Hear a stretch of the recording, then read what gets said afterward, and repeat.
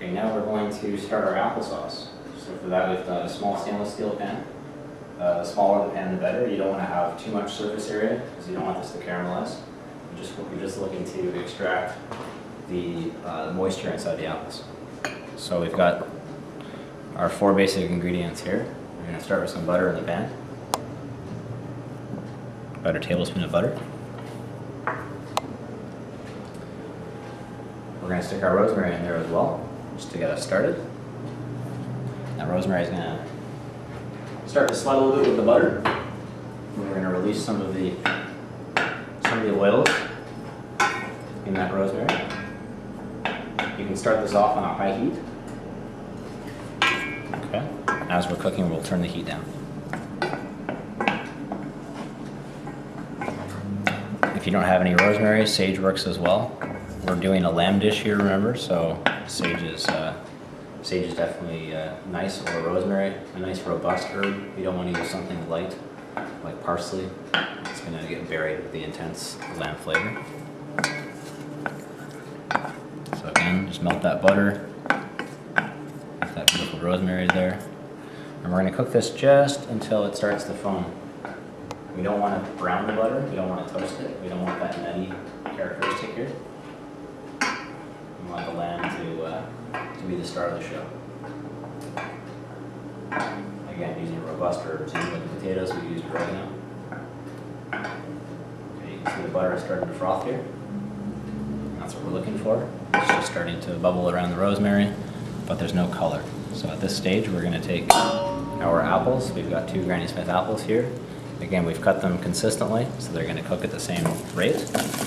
If you're cutting small pieces of apple and big pieces of apple, you're going to get some pieces that are mush and other pieces that are still hard, which isn't going to give you a very nice applesauce. You're going to get a very chunky applesauce instead of something nice and smooth. If that's what you're going for, then that's fine. Another way to do that is just not to cook your applesauce all the way, and it'll maintain some of its hold.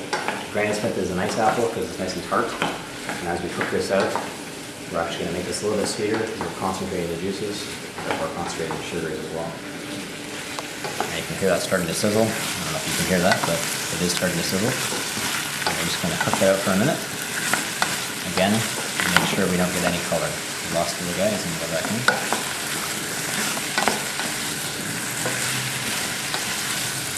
Okay, now we still have 2 ingredients to go.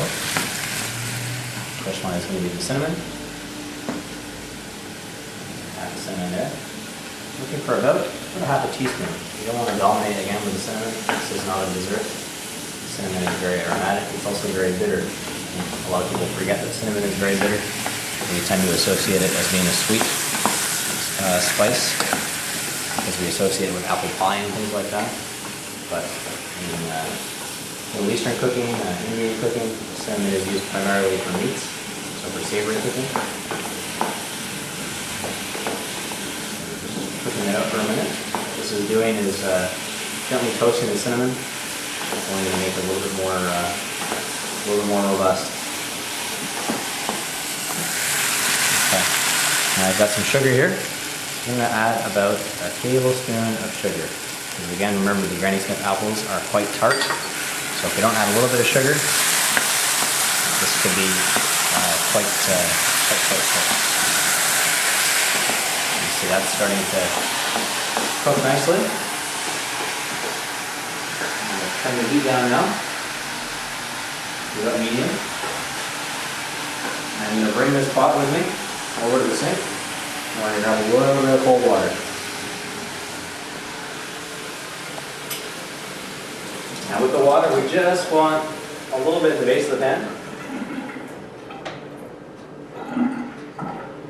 Just about that much. So we're just carving the apples about halfway. Okay. We're not making a soup here, we're making a sauce, remember.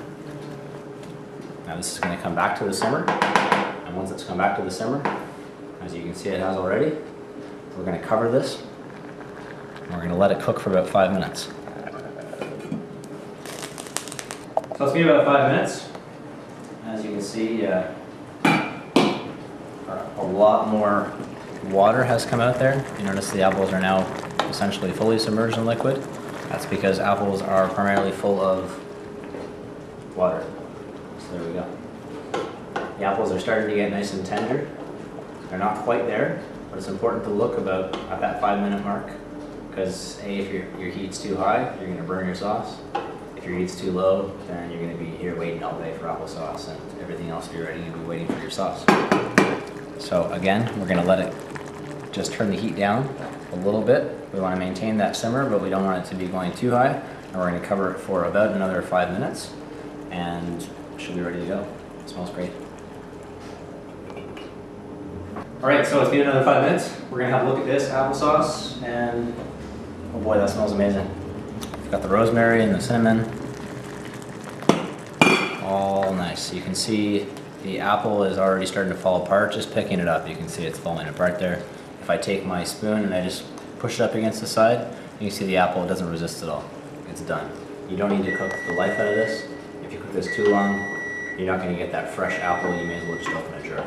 Okay. Also the rosemary, fresh herbs, very important. Fresh herbs should only cook for 10-15 minutes at most. If you need to go longer than that, in the case of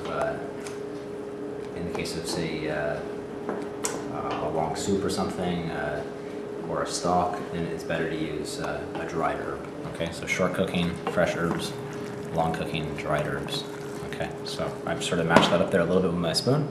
Okay, we can turn the heat off here. I'm just going to take my tongs and pull that rosemary out. It's a little hot, but if you can, just try to grab your fingers and pull off those little pieces of rosemary. Most of them have fallen off, but you want that in there. Okay, the stem we don't. The stem is important to cook with because the stem does contain a lot of the essential oils that we want inside the sauce. Now, this is a fairly nice consistency. You could certainly eat it like this. I'm not telling you not to. What we are going to do, and we're going to beat that here. Okay. So what we are going to do is we're going to take a little hand blender. You can pick these up anywhere. I'm sure you've seen the Magic Bullet on TV. That works as well. So this is actually just going to go inside, and I've got all kinds of speeds here, so I'm going to go on the lowest speed. And I'm just going to push everything into the corner here. We're going to just give it a gentle puree. Okay, we don't need to pulverize this. We're just going to gently puree it.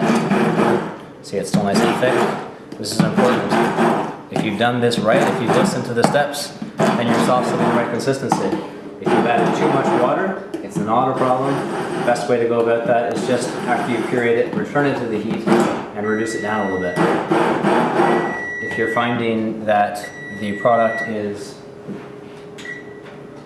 your product is actually too thick, then stop pureeing for a moment, add a little bit of liquid, bring it back to the simmer, and then puree. Okay? Pretty self-explanatory. Another thing this blender does, you can see the color is changing. It's actually frothing up the apples. Okay? So we're done there. So we've got a fresh applesauce, a little fresh rosemary, and cinnamon. Beautiful, as simple as that.